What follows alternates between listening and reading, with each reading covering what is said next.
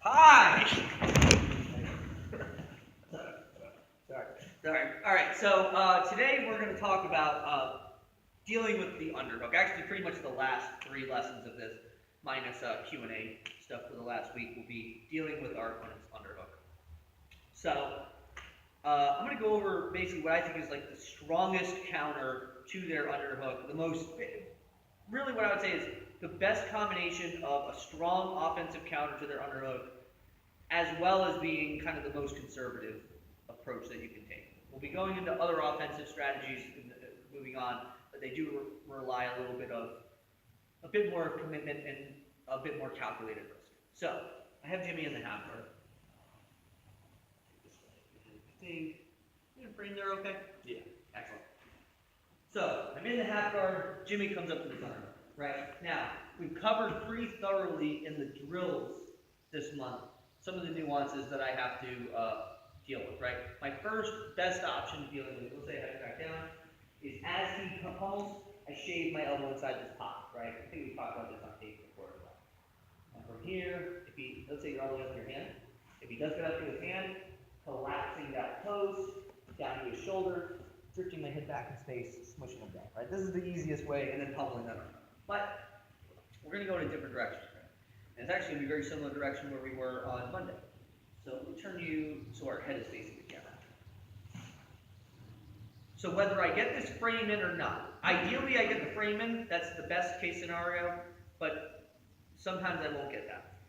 Either way, this next thing will work. The only thing I have to make sure happens is, let's say I get this underhook and I don't get the frame in, is I have to get him back down to this shoulder. So if he comes up to this underhook and he's up on his hand, I have to take that post away and drop him back down, okay? From here, I usually can wedge that post, that frame in anyway, but it's, again, even if I don't have, let's say you're hugging really tight and I can't wedge that elbow in for whatever reason, that's okay. What I'm going to do is I'm going to do that same sit-through motion we did on Monday, where I sit my hips through to like a reverse Kasich-Atami from half guard, except instead of grabbing his head, which is an option here, right? But let's say he's blocking his head, right? Okay, so I can't go there. Instead, I'm going to swing over his shoulder. Now, a couple nuances about this before I go to this. Number one, I don't just swing over his shoulder, right? If you look, I'll actually just kind of hit it. What I want to do is drift my body towards his midsection, or towards his hips, and swing my arm over his shoulder. Number two, it is very important that when I do this transition, I do not swing my arm over and on his neck, and I do not swing my arm over and on his shoulder. Both of these positions will get me bridged and rolled right away when I sit through, whether I have good hip position or not. If I'm here and I sit through, Jimmy does a big bridge, and like think about, like clotheslining me over, right? He's gonna take me over, so we go back. If I go to, let's say you got the underhook, boom, and the ball of the shoulder, and I sit, he does a big bridge, right? He sends me over, pretty easy. What I want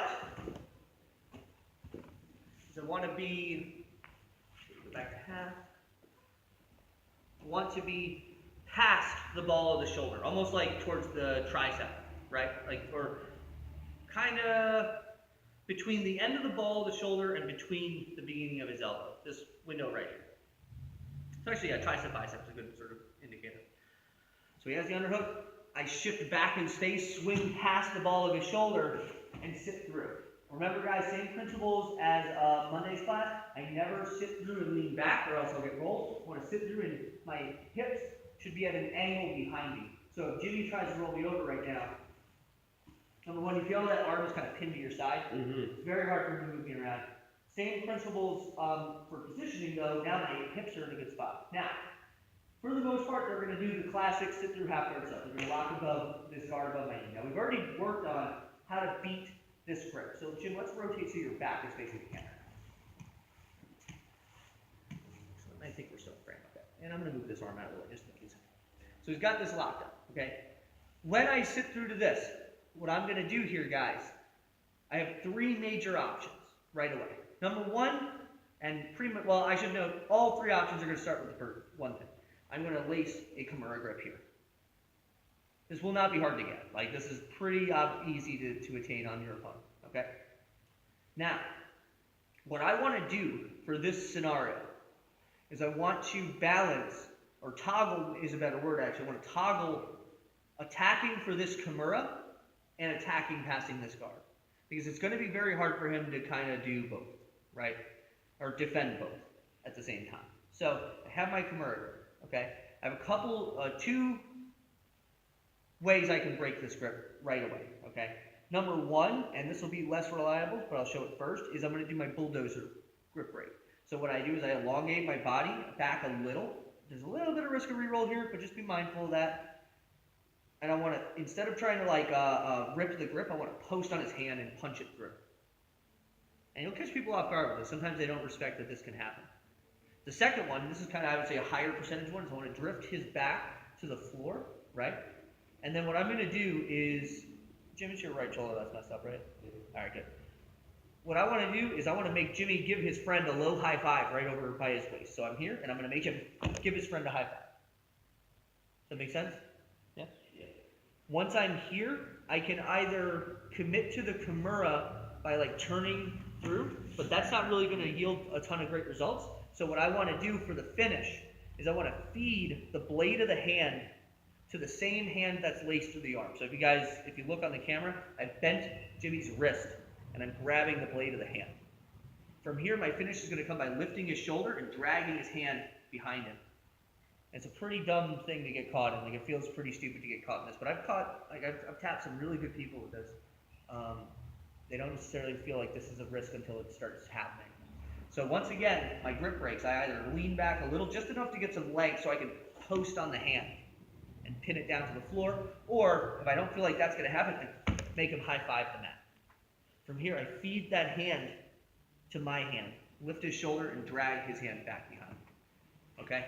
Now, so I'm working for all of this, right? This is my first launch. I'm going to try to finish him right away. Okay? So he's hunkering his elbow down and defending tight right. Yep, exactly.